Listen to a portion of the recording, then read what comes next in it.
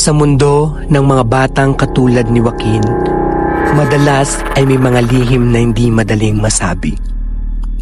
Lihim na natutulog sa isipan sa mga pahina ng isang maliit na journal. Ngunit ang mga lihim na ito ay may paraan upang mailabas sa tamang oras, sa tamang tao.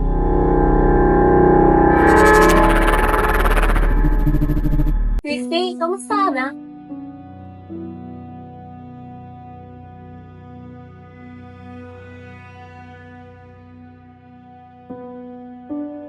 Basta na.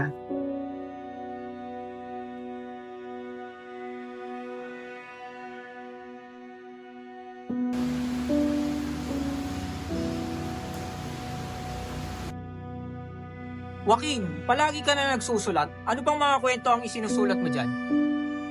Mga kwentong mas maganda kaysa sa totoo.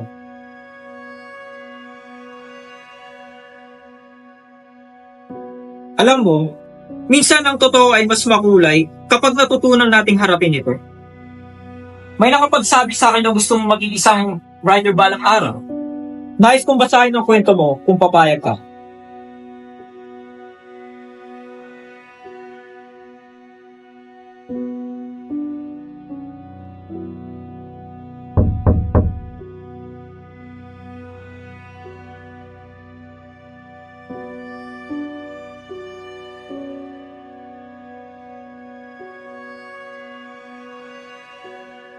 Joaquin, anak, kailangan mong inumin ng gamot mo. Nay, bakit di na lang ako gumaling tulad ng ibang bata? Anak, may mga sakit na hindi basta-basta nawawala. Pero hindi ibig sabihin wala ng pag-asa. Maraming taong mahal ka at handang tulungan ka. Basta't huwag ka lang mawawala ng tiwala.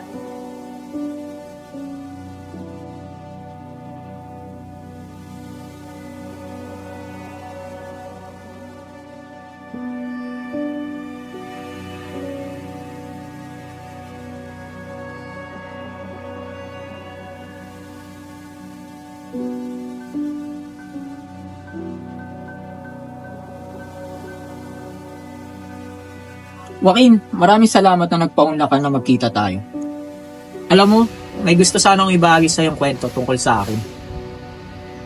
Alam mo, Joaquin, may mas magandang kwento kapag ito'y naibahagi. Hindi lahat ng tao ay maiintindihan agad. Pero may mga taong handang makinig, tulad mo. May isang lihim din akong matagal ng daladala. Ikaw, sir? Oo, ako ay HIV positive, Joaquin. Hindi ko ito sinabi sa iba dahil natatakot ako na husgahan nila ako. Pero natutunan kong hindi ito ang katapusan ng lahat. Natutunan kong may pag-asa pa rin at mas magiging madali kung may mga taong handang makinig at umalalay.